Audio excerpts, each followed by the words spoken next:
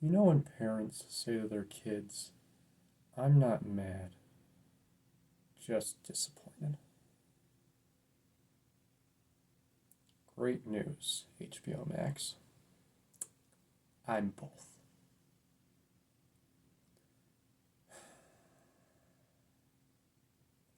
Well, by internet standards, I'm late to the party on this. By my standards, I've been even more late to this. For those who know me, especially those who know me well,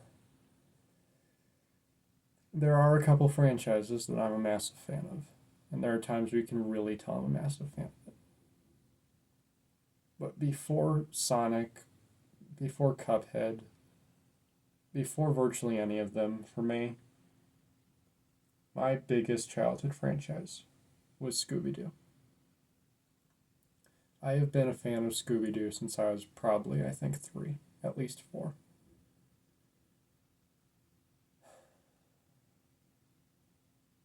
And I've remained a fan to this day. It's nostalgic, it's special, it's comforting, it can be spooky, it can be almost scary, it can be funny, it can be creative, it can be welcoming.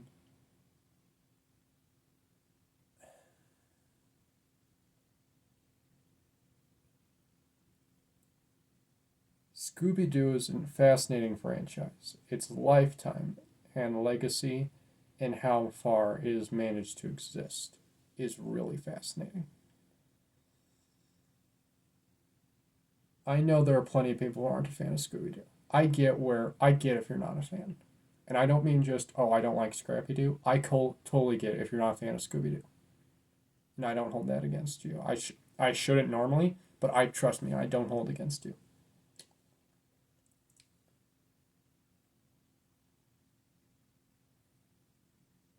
But I find it interesting how I'm one of the biggest Scooby Doo fans on the planet,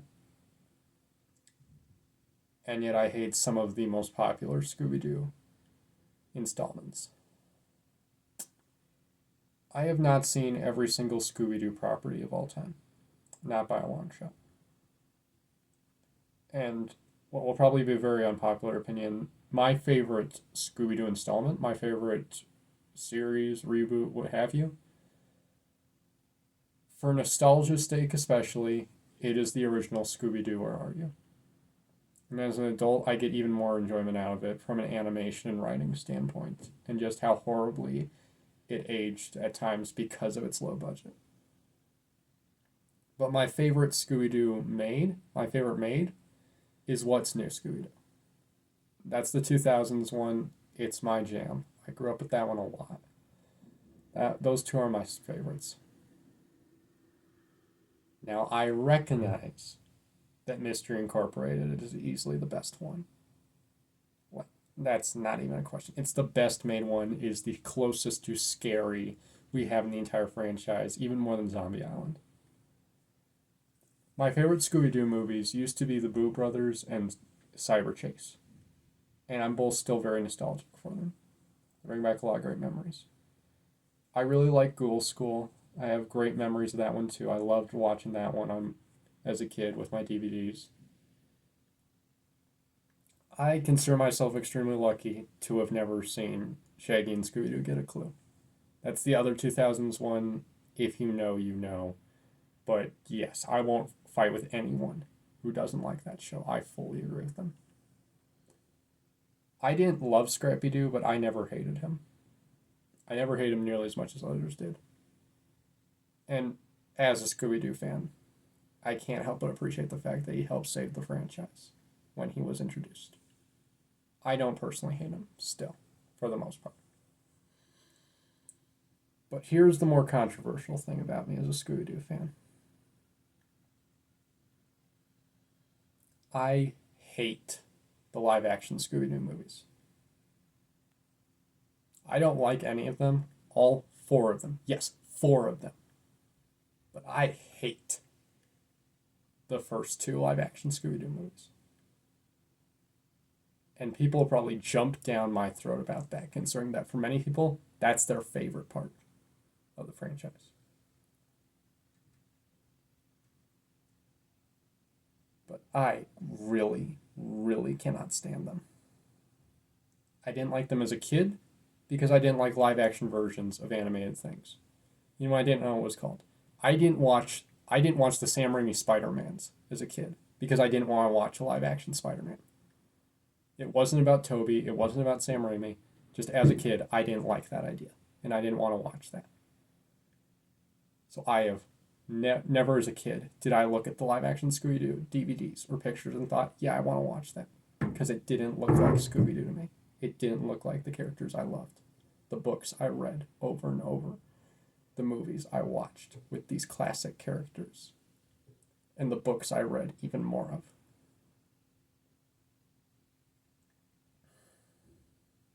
Today, I don't like them because I don't think they're well written. No offense to the actors playing the characters, but it doesn't work for me. I think Lillard, I think Linda, I think that's Velma's actress's name. I'm so sorry, ma'am. I think Sarah, I think whoever played Fred, because I don't remember his name. I think they're clearly working really hard. I just don't like them. I don't like watching them. They have their moments, and some of their moments I can respect. There are occasional moments that I like. And it is unique to know that James Gunn wrote the second movie. Didn't save it in my eyes, but it is really interesting that that's on a guy like James Gunn's resume. Scooby-Doo 2. I just don't like them. The other two movies people probably won't know about, and that's because they were Cartoon Network movies, like on the channel. Cartoon Network movies, made for TV. And they have completely different actors for those, who again, do their best. And I hate live action Scooby-Doo. I hate that design. It doesn't look like Scooby to me. I didn't like it as a kid. I still don't like it now. Oh, and I do hate Scrappy and Scooby-Doo. Big spoiler for anyone who hasn't seen it, but no, I do hate that. Because they didn't do it correctly. Making him the villain wasn't an awful idea, but they completely did it wrong.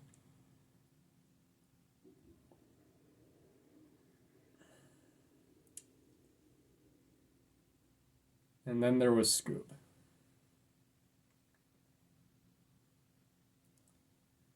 Scoob was the worst movie I saw in 2020. I didn't watch a lot of movies in 2020, but Scoob intensely pissed me off.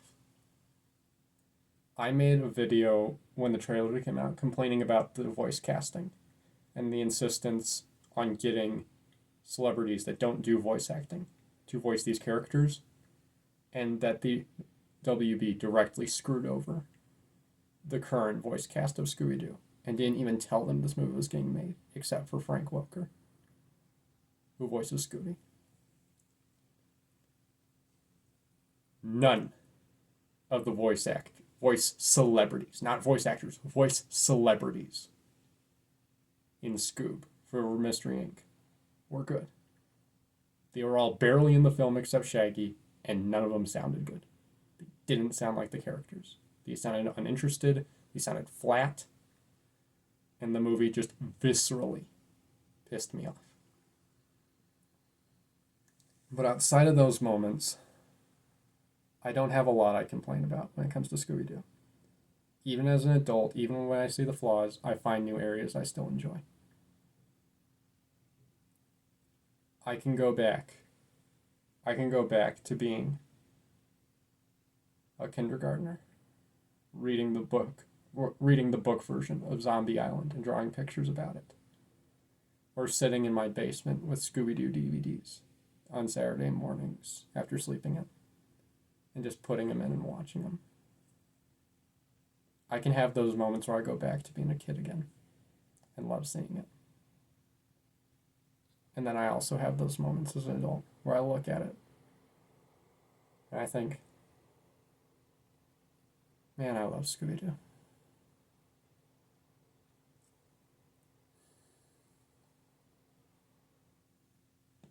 Which brings us to here. And where I referred to being late to the party on. I know that was a very, very long history lesson about another part of my life that I'm pretty sure a lot of people don't care about, but I really needed to make clear how much Scooby-Doo means to me before I talked about this. I will not be watching Velma. I don't have an HBO Max account, and even if I did, I will not be watching Velma. Because in watching this series to give it a proper review, all I am telling HBO is that it's okay to make more because you got me to watch it. I've said this time and time again, but studios don't care about reviewers, especially online reviewers. I just said this yesterday, but I don't get to say I'm on the same level as other content creators on YouTube just because I upload on YouTube. But I am going to be possibly egotistical and say this. YouTube doesn't care about reviewers. And big studios who pump out terrible and good stuff don't care about me or my fellow reviewers on YouTube. No matter how influential we are, no matter how long we've been doing this, no matter how many people we reach out to, they don't care what we think of their movies. As long as they got our money to review it. And even then, they don't care. I could pirate Velma to do a proper review of it. And HBO Max wouldn't care that I reviewed it. They wouldn't know that I didn't pay for it properly, and they wouldn't care that I didn't review it. So a lot of the time, it can almost feel like we're just yelling into the wind when we review something terrible. When any reviewer, especially an online reviewer, reviews something at all, and especially when it's something bad. Michael Bay once said to the people who hate Transformers, let them hate it. They'll watch it anyway. He said this before The Last Night came out, the 5th Transformers live-action movie. And reviewers had been complaining about the Transformers movies since the first one. He said this before film 5 came out. So I'm not watching Velma. I'm not reviewing Velma.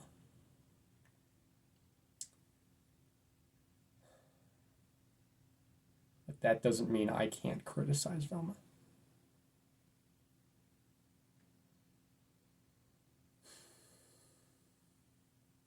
Even for a show I hate, it's not fair to criticize it to Kingdom Come and cuss out the directors and people who made it when I haven't even seen it. So instead of giving a full review or even talking about an episode or how I feel about the series' existence or what have you, there is one specific point I need to criticize right now.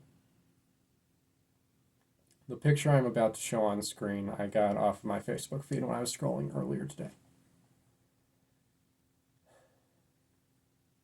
Velma, I think, has barely been out for less than a week, officially as a show.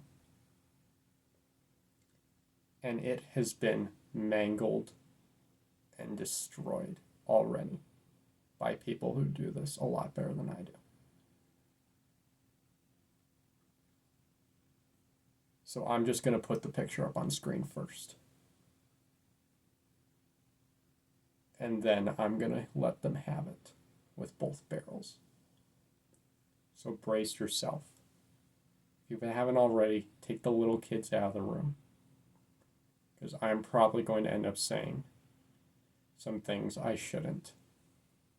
And some things that I wish I hadn't a day or two after, while I'm in a better mood. I've realized in 3 years of YouTube, I need to get better at when I review something and not let my emotions in the moment get the better of me. But this moment right here is when I'm going to let my emotions overtake me.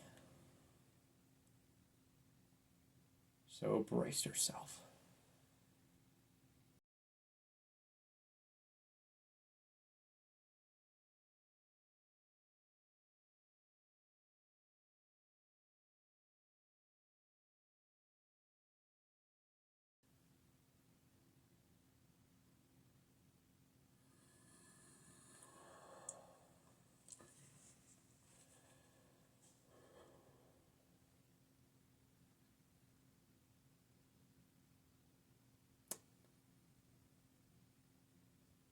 If you're not a Scooby-Doo fan, or even if you are, you may not know or understand why this irks me so much.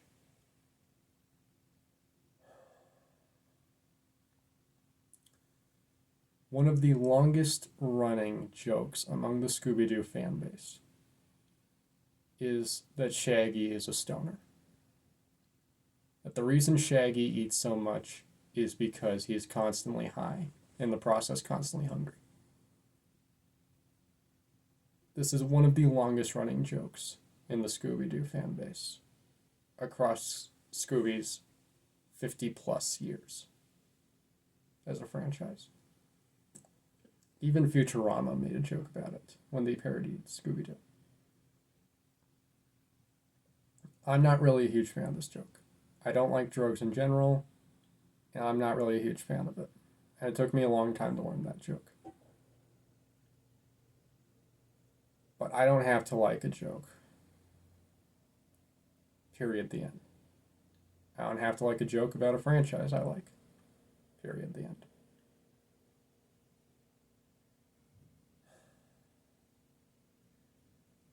But there is a right way and a wrong way for the people who own and make a show of a franchise, or own and make a franchise, to take from jokes that aren't canon to the series and are spread among the fan base. Meme culture has exponentially grown in the past 20 years. I think it's fair to say.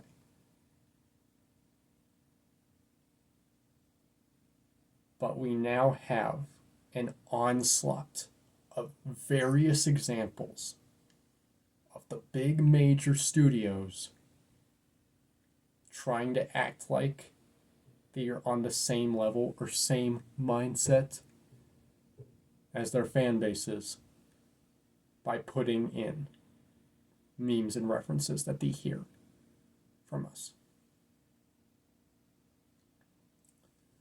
When William Dafoe's Norman Osborn says, "I'm something of a scientist myself," in Spider-Man No Way Home, he isn't saying that because the writers thought it was a little wink to when he said in Spider-Man 2002.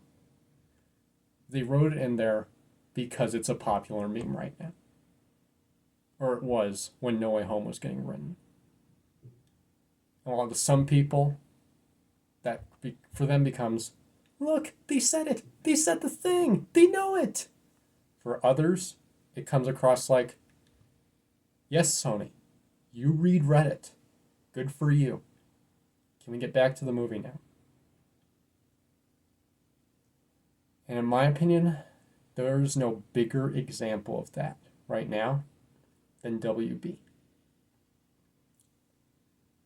Are any of you familiar with the big Chungus meme? Warner Brothers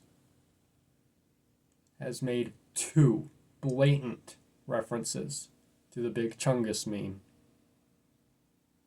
explicitly based on the meme and not the original context in their official Looney Tunes products.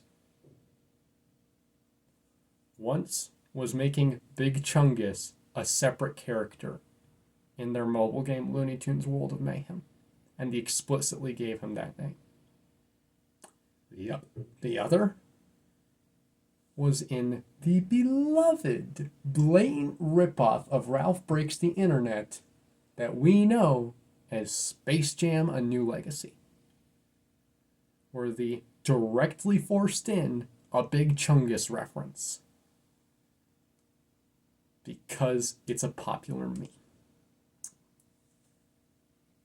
And this clip right here doesn't say to me that they respect their fan base, that they respect Scooby-Doo as a franchise, and that they respect their fans. It says to me two things. One, it communicates to me that the writers are trying to say, we're on the same level as you because we know what the joke is. It is winking at the camera done with the dialogue instead of the characters. And the other one it says to me is desperately trying to be different from the Scooby-Doo franchise. This is desperately trying to be separate from the franchise while using characters from it. I have made no secret in the past that I don't like the concept of Riverdale. I think Archie is far too relatively timeless and more all ages a franchise to try and do such a hard 180 and turn into a grim, what's the word I'm looking for? Not mournful, moody, downer, self-absorbed of a show like Riverdale. Velma is trying to be Scooby-Doo's Riverdale. It is trying to be grown up by being edgy. It is falling into the trap that many Adult Swim shows fall into. That adult references makes a show adult. When the more adult references you shove into a show, oftentimes the more childish you make it. So the combination of this clip is what pisses me off most. Because it doesn't just say, we know that people say that Shaggy's a stoner. So look, we made a blatant reference to drugs. That makes it funny, right? Because we referenced it. Isn't that funny? Isn't that funny? Didn't you get that? Didn't you get that? We're on the same level as you because we know the joke. We know the joke, so we're going to make you know that we know the joke. But the other thing is that they do not commit to the joke. Let's go back to that first Scooby-Doo live-action movie. After the opening scene and after the gang splits up, because, yeah, that's how it opens. They split up for no reason for 2 years. We cut to a tracking shot and then put hands down to the Mystery Machine. There's a chimney pipe or whatever you would call it in the center of the Mystery Machine now that's billowing smoke out of it. We cut to the inside, and Shaggy and Scooby are sitting in the Mystery Machine grilling burgers. And there's smoke everywhere because of it. It is a very obvious joke. It is very obvious, and it communicates the same way of, we know that you guys think Shaggy's a stoner. We know that that joke is made, and look, we made that joke too. But they committed to it. It wasn't just subverting our expectations, it was committing to the joke and going in a different direction so that it wasn't what actually happened. And I feel that that works better. That joke doesn't make me laugh, but it works in context with the character. This tries to do two things at once. It tries to say, we know what the joke is, without having this character. Because I am not calling that character Shaggy, or Norville, or whatever. This character. isn't a stoner. Right?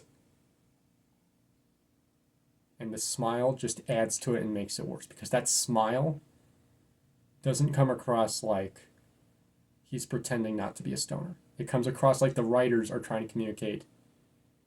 Did you get that, audience? Did you get that reference? Did you get that? Did you get that? We know? Did you get that? We know? And then there's one other picture directly from the series that intensely pisses me off. I'm going to try not to harp as long about this one, but I really got to make it clear just how insulting this show is with this one clip. Show the image.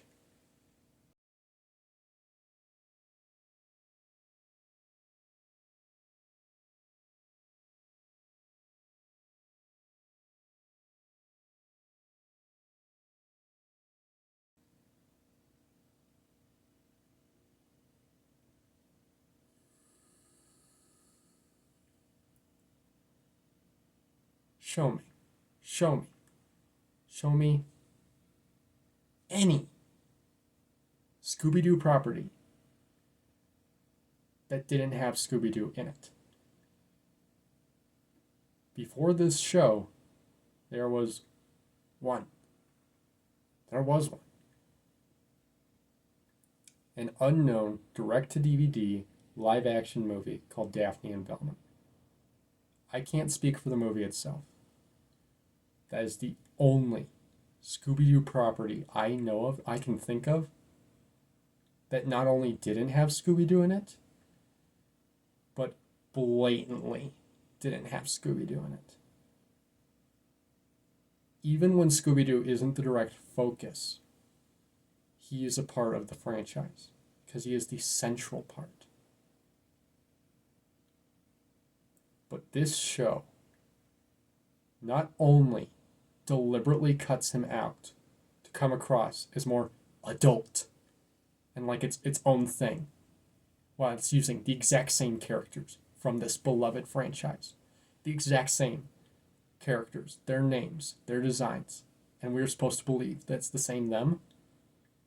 Not only do they cut out the central aspect of what makes the Scooby-Doo franchise, the flipping main character.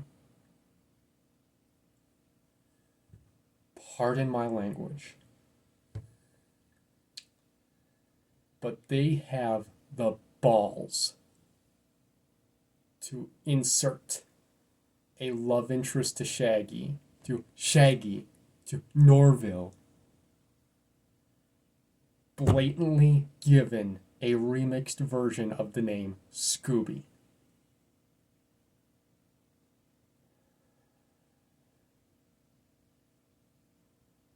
One, Shaggy and Velma are not a couple. The only time they tried that, and they made sure that they did not try it for long, was Mystery Incorporated.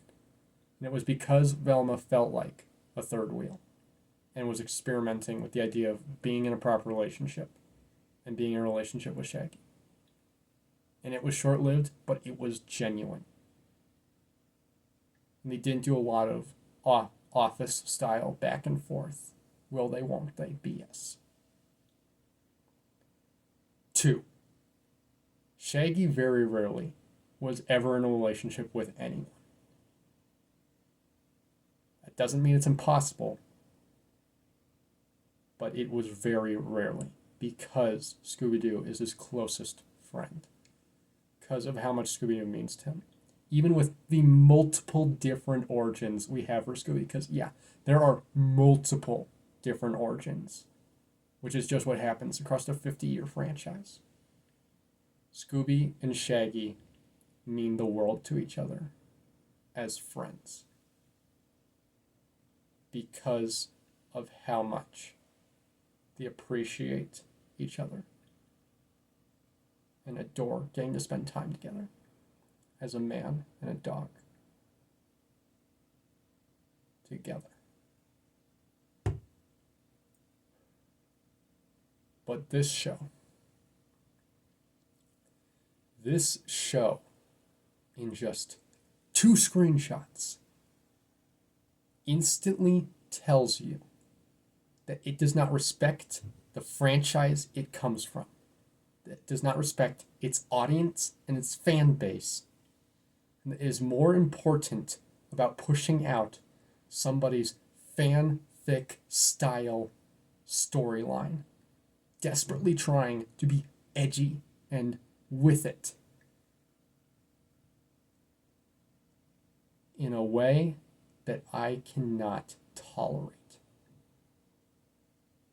And I guarantee that people will see me just whining. They will say that I am just acting like a spoiled child in how I'm talking and how I'm reacting, and I'm blowing this out of proportion. And newsflash, this is something that geeks do. This is something that nerds do. This is something we do.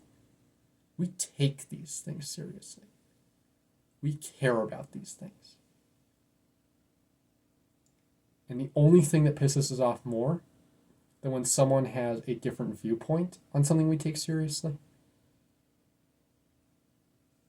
who also takes it seriously, is when someone doesn't just not take it seriously, but when what they take seriously is directly flipping us off to give a blatantly self-absorbed and ignorant version of a franchise that is beloved.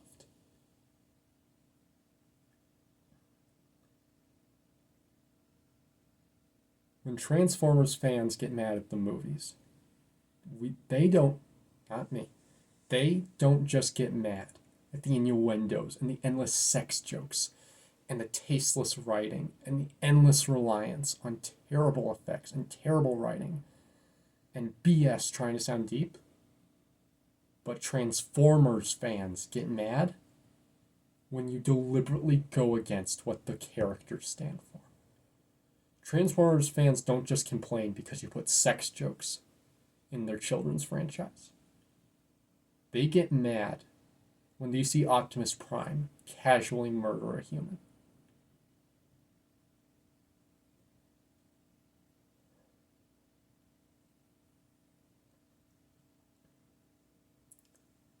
So if you're going to suggest that Shaggy is a stoner officially, or if you're going to officially make Velma a lesbian character and officially put her in a relationship with a female character, I won't complain, because you are doing something that fits these characters across their history, and you are sticking to it. But when you try to play half and half BS on it, and you rip out not just characters, not just main characters from a franchise that is beloved by all ages for years upon years, but when you casually rip out the central character and blatantly replace it with an obvious reference to what you ripped out,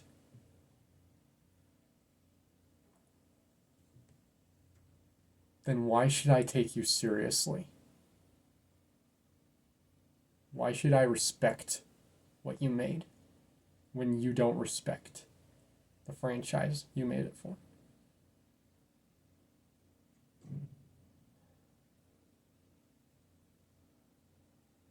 There's your great mystery for you, HBO Max.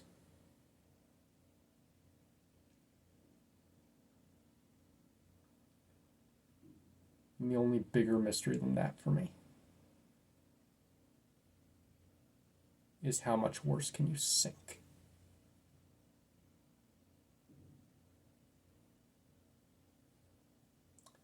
Also, really quickly, complete side note, but I have to get this one out of the way.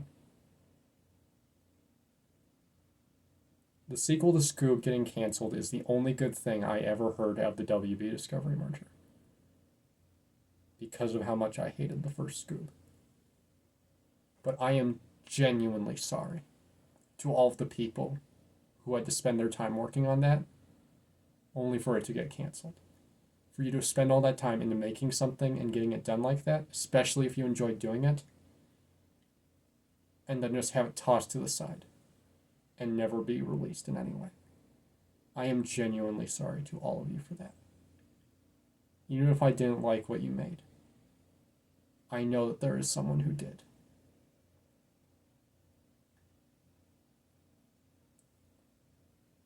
But Velma got made, and it got released. And in getting released, whether those creators, whether this writer, whether this director, whether these actors knew it or not, in getting made, you directly open yourself to any and all forms of criticism and feedback. Because that is how criticism works. That is how fan bases work.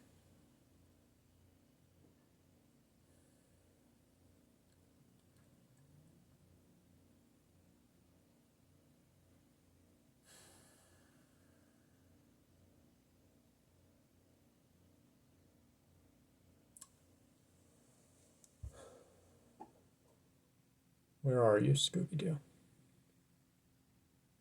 Because I see absolutely none of you here. And I doubt I will anytime soon. Thank you for watching.